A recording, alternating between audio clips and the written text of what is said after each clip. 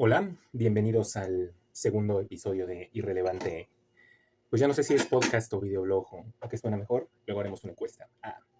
En el episodio de hoy me gustaría platicarles un poquito acerca de mi papá. Ayer fue su cumpleaños, eh, el 7 de abril. No sé por qué tenía en el teléfono la notificación de su cumpleaños. Supongo que la puse yo en algún momento y se repite como año con año. Eh, Mi papá falleció en el 2017 de cáncer de páncreas. Tiene ya bastante tiempo. Tendría hoy la edad de 78, 79 años. Ya sería un viejito bastante mayor. Y falleció a los 71. Mi papá estaba muy bien de salud, tanto en la parte física como evidentemente en la parte mental. Pues nada, era un señor muy entero. Por lo que cuando se nos fue, la verdad sí sentimos que fue muy pronto. Y no fue una cosa como de que tuviera una enfermedad crónica durante mucho tiempo y tal, que te vas haciendo como a la idea, ¿no? Sino que fue algo muy repentino, muy rápido. Yo creo que cosa de 2 semanas, mes y medio, un par de meses. No recuerdo, pero fue algo muy rápido. Evidentemente, pues sí se siente muy feo, ¿no? Un poquito hablar de mi papá. Eh, Siempre, bueno, él era miembro de una familia de 6. Pues como eran antes las familias, tenía 4 hermanos y una hermana mayor que él. Sus papás, mi abuelita Lupe era de Zacatlán de las Manzanas, eh, un pueblo muy bonito, y Piedras Encimadas, sus alrededores son muy chidos. Y mi abuelo Rafael, al que no tuve el gusto de conocer, no sé si él, tal vez su papá de él era de Álamos, Sonora, que ahí sí todavía no he tenido la oportunidad de ir. Se ve que es un pueblo mágico increíble, he visto fotografías que tiene pues montañas y cielos hermosísimos, ¿no? Cuenta la leyenda que el bisabuelo o el tatarabuelo tenía una mina de plata que se perdió en la revolución en Álamos, Sonora. Ojalá hubiera quedado algo de eso.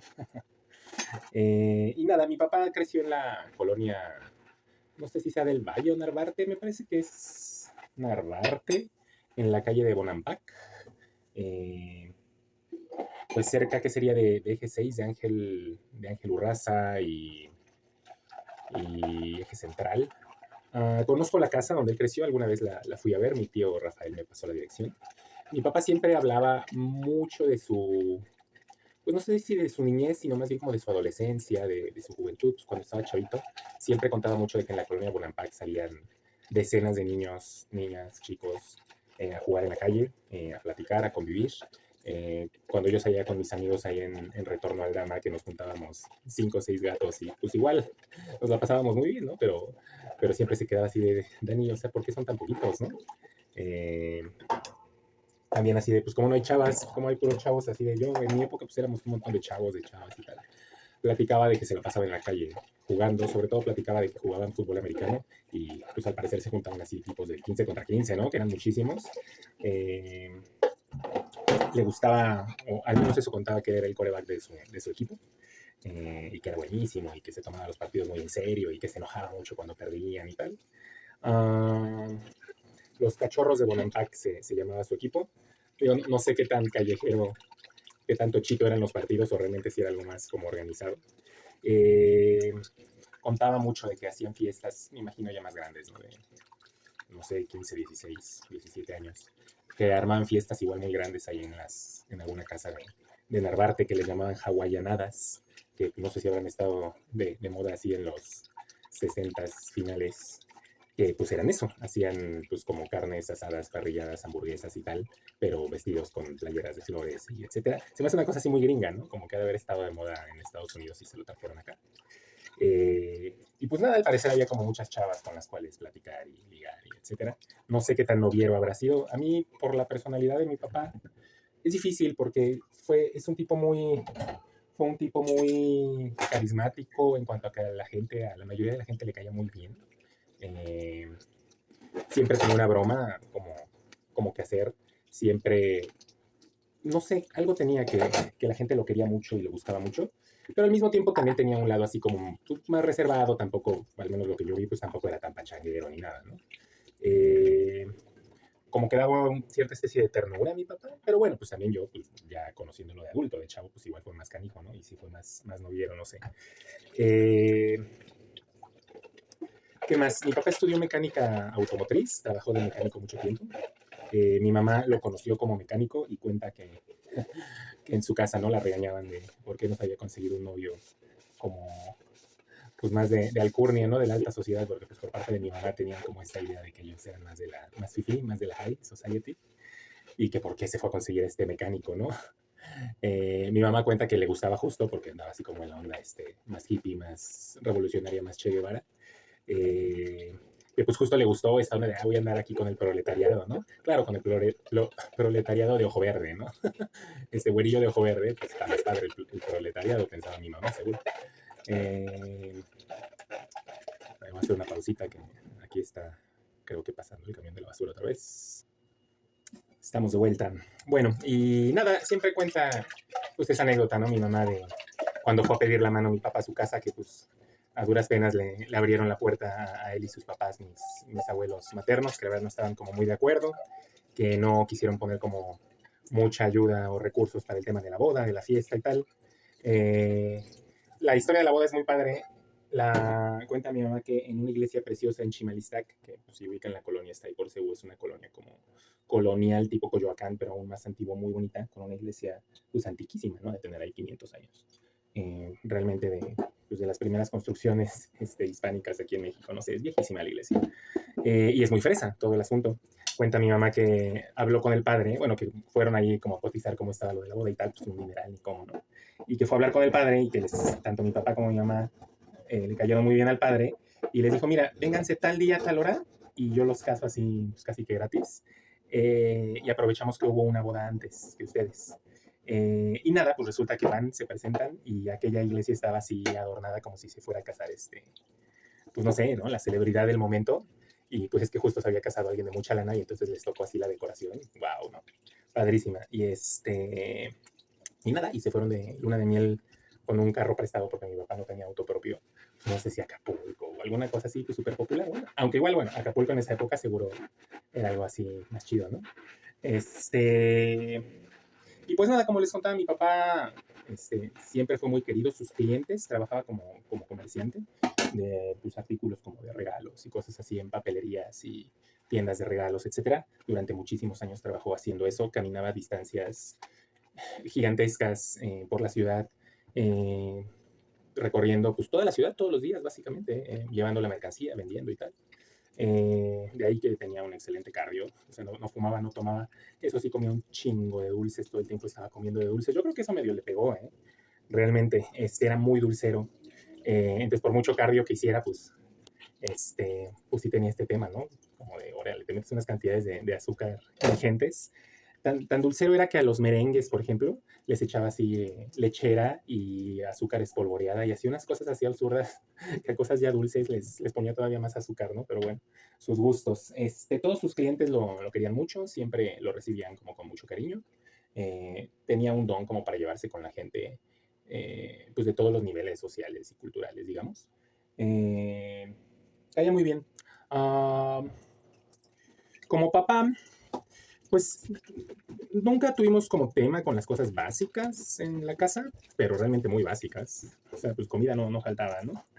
Pero pues tampoco tuvimos ninguna clase de lujos. Tuvimos una casa muy bonita que compraron mis papás, los dos, en bosques, bueno, por bosques del sur, ahí en Cuapa, Tepepan, etcétera, porque les fue muy bien con una tienda de regalos que tenían, una de las primeras tiendas de regalos, cuentan, en México, que vendía pósters y peluches y cosas así como de Fayuca, que no había mucho aquí en México, como lo que es el área de regalos de Sanborns, con tarjetas y tal, pero como que no había Sanborns, entonces era así como de wow, esta tiendita tan curiosa fue muy, muy exitosa, ahí en Cuapa, y pues nada, construyeron la casa y tal, pero después de eso como que pues nunca hubo mucha lana, en realidad, no teníamos ni siquiera auto, ¿no?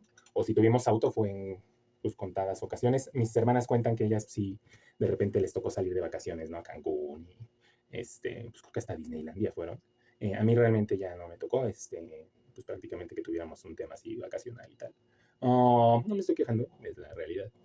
Um, como padre, pues siempre estaba muy atento, nos quería mucho. A mi papá se le notaba que nos quería mucho, nos veía con mucho amor, nos veía con mucho orgullo, nos daba afecto. Realmente era en ese sentido muy buen papá. De repente, no sé si por sus ocupaciones o porque estaba todo el tiempo o en la calle vendiendo o en la casa, pues justo como sacando todo el tema de sus productos y tal, que luego llevaba a distribuir, pues realmente no, como que sí se ensimismaba, se encerraba en sus ondas.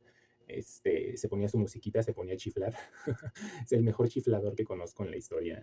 Tanto de chiflar fuerte, cuando íbamos a, por ejemplo, algún partido de fútbol o algo así de la selección o tal, que nos invitaba mi prima, luego chiflaba y con todo y el ruido del estadio y el ruido de la gente y tal, subía tanto el volumen de cómo chiflaba de estas personas. Yo no puedo hacer lo que se meten los dedos arriba para chiflar. No, y la gente de los lados así, cállese señor, nos va a dejar sordos y tal, se enojaban porque hasta zumbaba el aire, ¿no? De tan fuerte que chiflaba. Y chiflaba también muy bonito, así como Pajarito, la séptima de Beethoven, la chiflaba precioso. Yo chiflo mucho también y es algo que heredó María, que ella chifla muy bonito también. Y son como estas cosas, ¿no? De la genética cultural, de la educación, de los hábitos, ¿no? De lo que te gusta, de lo que no, que vas heredando de tus papás, porque lo vas escuchando. Entonces, pues nada, él se ponía a chiflar, se ponía su musiquita y se encerraba a hacer sus cosas en su taller, pues, prácticamente todo el día, ¿no? Eh, no recuerdo mucho que hiciéramos cosas juntos, o sea, más allá de pues sí, el desayuno, ¿no? De repente, o que llegaba con el pan y la leche y pues cenábamos juntos y tal.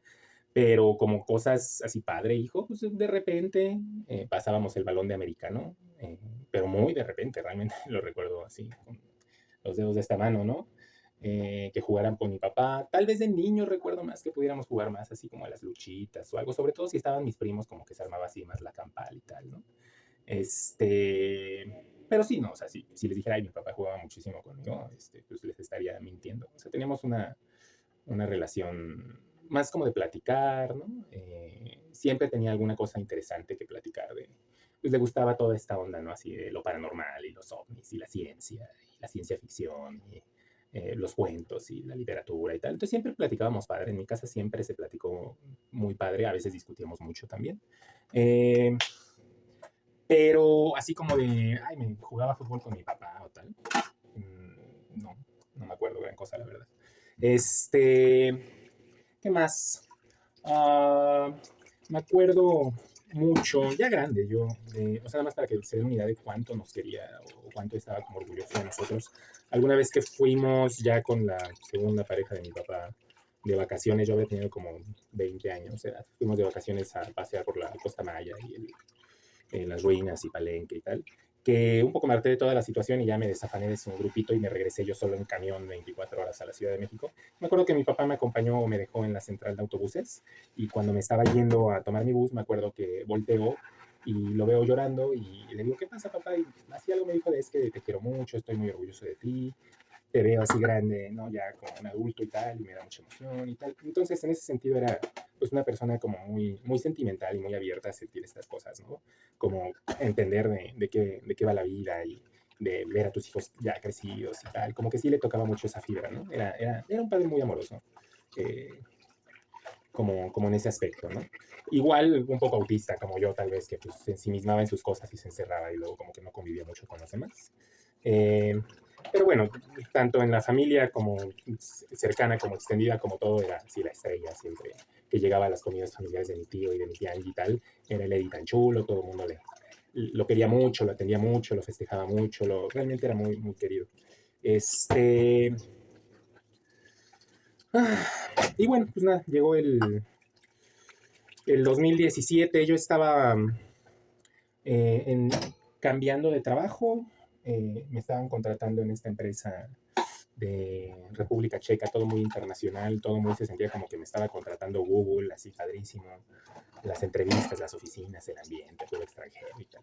Entonces yo estaba como muy concentrado en eso cuando mi papá nos empezó a decir que se estaba sintiendo muy mal, que tenía muchos dolores de espalda, eh, que realmente le estaba pasando muy mal, que ya había ido a ver 20 doctores. Mi hermana creo que lo acompañó a varios de ellos, y que ninguno le atinaba a decir que tenía. Este, y yo como en la situación en la que estaba, la verdad es que no le puse tanta atención como le tendría que haber puesto. Ya habíamos tenido como algunas experiencias con mi papá que de repente, como para llamar la atención, alguna enfermedad, así incluso una indigestión, ¿no? Que alguna vez le llegó a dar, que se le tapó el estómago, ¿no? Así de tanto comer. Este, como que lo magnificaba mucho de alguna manera se hacía un tema como muy escandaloso un poco para llamar la atención, tal vez. Entonces yo pensé, pues otra cosa de las de mi papá, igual no va a ser nada grave, digo, va a salir con algún tratamiento tal. Y no le pusimos tanta atención cuando de verdad me asusté. Fue algún día que fui a las chacharas de Portales, digo, ya vivía ahí en Portales. Y de vez en cuando me daba ahí mis vueltas para ver que me encontraba de segunda mano, que estuviera padre y tal. Y a veces me topaba con mi papá, me daba mucho gusto, así fortuito, nos encontrábamos ahí, él también era de comprar antigüedades o cosas así de arte, tenía así hasta unos óleos y tal. Me lo encontré y lo vi, o sea, no lo reconocí, iba enfrente de mí caminando por la banqueta y dije, órale, ese señor, qué flaco se ve. Está así en los huesos, ¿no? Y de repente dije, pienso, esa camisa es como de mi papá, esos pantalones, esos zapatos, y ya lo alcanzo y era mi papá. Y lo vi como, o sea, en cuestión de, no sé, 2, 3 semanas que no lo había visto, lo vi, pero en los huesos. Y ya ahí sí me preocupé bastante. Ya de ahí me acuerdo que lo acompañé al doctor y fue el primer doctor así medio atinado que le dijo que igual era cáncer. Eh, y nada, pues de ahí se lo internaron en el hospital, se fueron dando las cosas muy rápido, se vio que era un tema ya muy avanzado. Y me gustaría decir que no hubo mucho que hacer, pero uno siempre se queda con la idea de si le hubiéramos hecho estos exámenes antes, si nos hubiéramos puesto más las pilas cuando él empezó como a quejarse de estos dolores o ser un poquito más inteligentes y saltarnos a todos los pinches gastroenterólogos y llevarlo pues con un oncólogo de una vez. Si le hubieran hecho tal procedimiento de tal manera y nosotros hubiéramos actuado de esta otra manera, pues tal vez lo pudieran haber operado, o podría haber intentado algo. Este, lo dieron de alta incluso del hospital porque entre los procedimientos que le hacían luego había mucho tiempo y conseguimos que nos lo pudiéramos llevar a la casa. Estuvo en casa de mi hermana Natalia, lo atendió muy bien y tal.